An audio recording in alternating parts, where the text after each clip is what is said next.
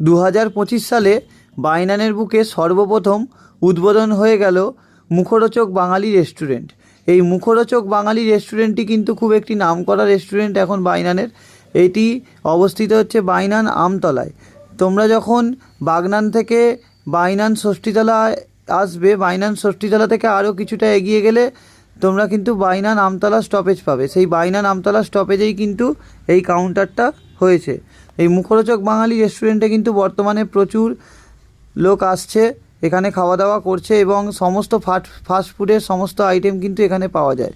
ঠিক আছে, তো ঘরের জন্য তোমরা যদি খাবার কিনে নিয়ে যেতে চাও সেটাও কিনে নিয়ে যেতে পারবে। বসে খাওয়ারও সুন্দর ব্যবস্থা আছে এবং সুন্দর ডেকোরেশন থাকার জন্য কিন্তু প্রচুর মানুষ এখানে কিন্তু প্রতিদিন আসছে। খাবারের কোয়ালিটি ভালো, তোমরা একবার ট্রাই করে দেখে বলবে খাবারের কোয়ালিটি কেমন। আর সমস্ত আইটেম তোমরা এখানে খাবার কিন্তু পেয়ে যাবে।